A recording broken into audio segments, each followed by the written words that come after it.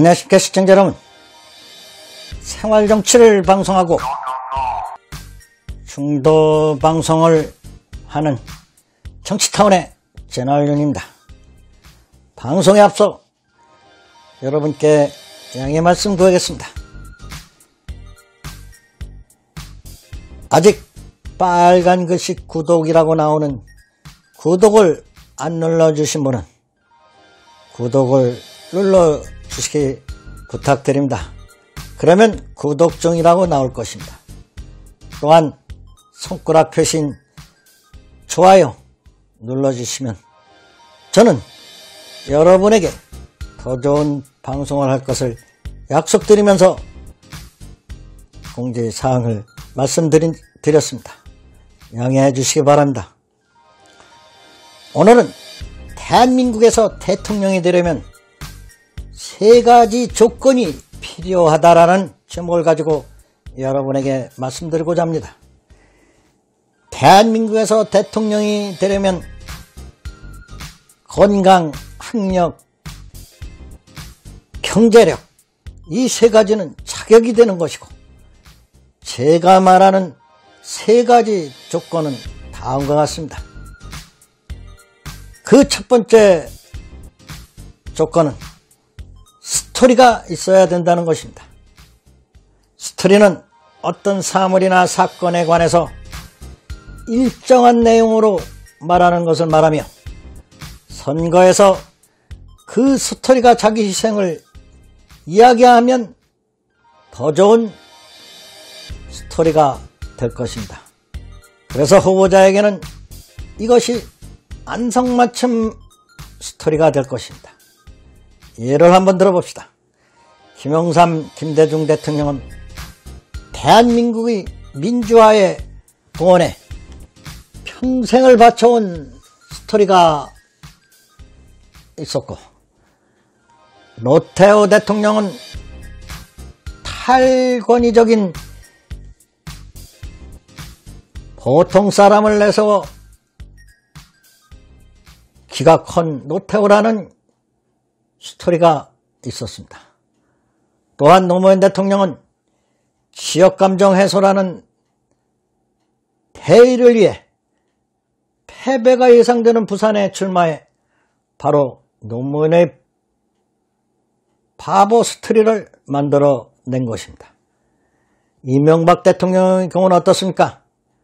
자기 희생적인 면은 약했지만은 일개 월급쟁이를 출발해서 대기업의 사장이 된 셀러리맨 신화의 주인공의 스토리가 있었습니다. 박근혜 대통령은 스토리 보물창고라고 했죠. 한국 근대화를 이룩한 독재자 박정희 대통령의 딸이자 22의 나이에 총격으로 어머니를 잃었고 5년 만에 다시 총격으로 아버지를 잃은 비운의 공주였기 때문에 대통령 자리에 오를 수 있었던 것입니다. 문재인 대통령은 탄핵 정국을 맞아 사람 사는 대의원칙에다 서민 이미지 부각에 힘입어 공정한 사회와 적폐청산의 스토리로 대통령의 자리를 거머쥐던 것입니다. 이렇게 대통령에 당선된 사람들을 보면 스토리가 제일 중요하다는 것을 알 수가 있을 것입니다. 두 번째로는 시대정신에 맞는 비전입니다. 스토리가 인생의 전력이라면 비전은 대통령이 이끌어주기를 위한 한국 사회의 방향을 뜻하는 것입니다. 노무현 대통령은 대통령 직선제를 이끌어낸,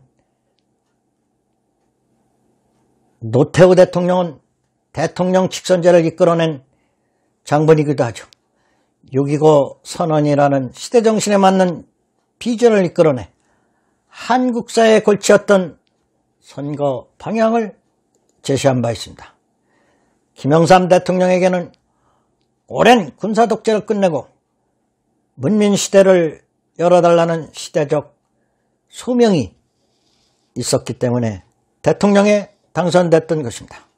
또한 김대중 대통령도 민주화의 공헌에 이바지했지만 수십 년 응어리가 덮게 앉은 호남의 한을 풀어달라는 역사적인 기대가 있었기 때문에 시대정신에 맞는 후보자가 된 것입니다. 그럼 노무현 대통령의 당선에는 어떤 것이 있을까요? 노무현 대통령의 당선에는 정치권이란 그들만의 권력 리그에서 독점하던 기득권을 깨고 시민 권력의 시대가 열릴 것이라는 희망을 담고 있었기 때문에 노무현 대통령이 승리를 하게 된 것입니다. 그러나 참여정부 6년 이념 과잉과 편가르기, 포퓰리즘에 질린 국민은 실용의 기치를 세운 이명박 정권을 택했던 것입니다. 하지만 지나친 신용은 종종 무원칙으로 이어졌고 결국 국민은 원칙이 바로서는 사회를 브랜드로 내세웠던 박근혜 대통령을 택하기도 했죠. 그런데 박근혜 대통령 어떻게 됐습니까? 예기치도 못한 국정농단이라는 복병을 만나 탄핵이라는 두 글자 앞에 무너버린 순간을 맞게 되었습니다.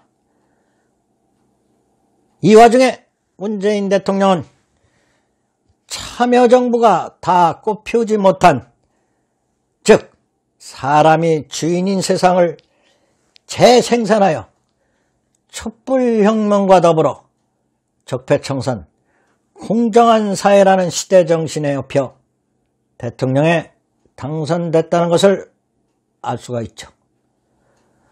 우리는 여기서 보듯이 시대정신이 대통령 당선에 얼마나 큰 힘을 발휘하는지 알 수가 있을 것입니다. 세 번째 중요한 것은 리더십의 무게입니다. 여기서 제가 말하는 리더십의 무게는 다른 사람의 약점을 조직적으로 착취하는 선의의 기술입니다. 다시 말해서 목표 지향성을 위해 상호 교류의 힘이 있어야 하기 때문에 자발적으로 지지해주는 사조직의 힘을 이용해야 된다는 것입니다. 선거법상 후보자가 직접 관여하거나 이끄는 사조직은 못하도록 되어 있기 때문에 후보자를 지지해주는 자발적인 사조직의 어깨를 기대는 상호 교류에 힘이 필요한 것입니다. 옛날 선거는 사조직이 없이는 선거를 치를 수 없었기 때문에 사조직이 성황을 이루었던 시절이 있었습니다.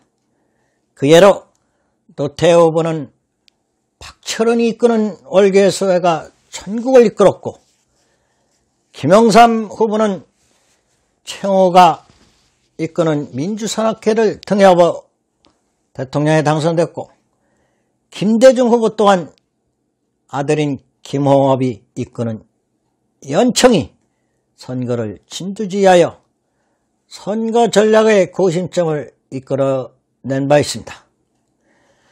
노무현 후보는 노사모가 아주 크게 활동하여 선거의 대세를 이끌었으며, 이명박 후보 또한 르라이트와 영포회를 중심으로 선거를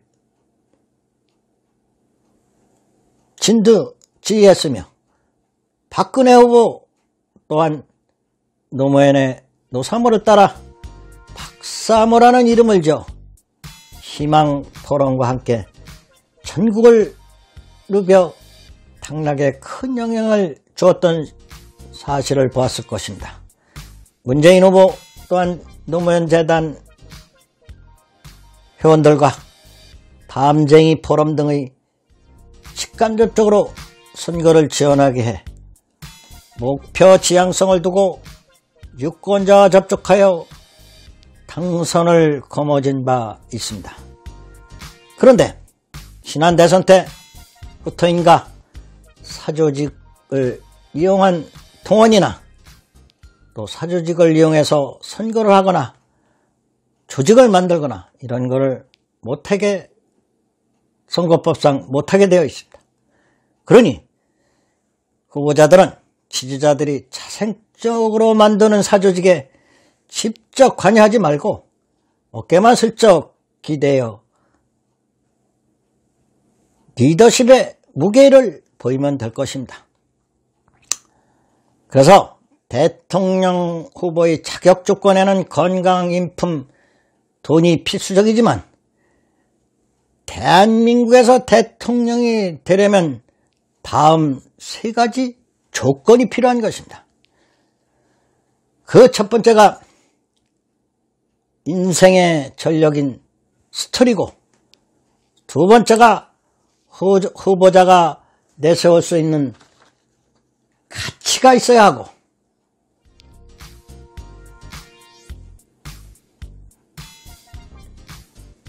한국 사회에 나아갈 방향, 시대정신의 비전이 있어야 하고, 대통령으로 당선으로 가는 척경임을 대권 주자들은 알아야 성공할 수 있을 것입니다.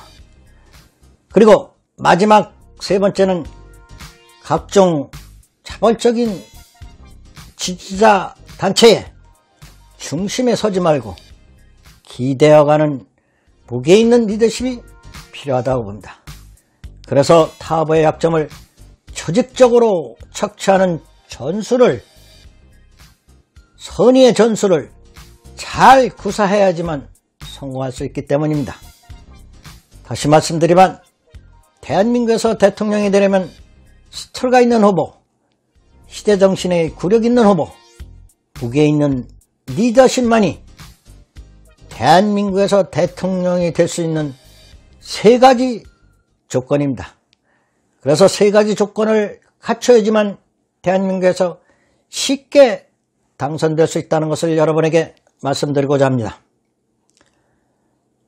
다시 말씀드리지만 구독, 좋아요도 꼭 한번 눌러주시고 저에게 용기를 주시기 바랍니다. 지금까지 생활정치를 추구하는 정치타운의 제너럴 윤이었습니다. 시청해주신 여러분 대단히 고맙습니다.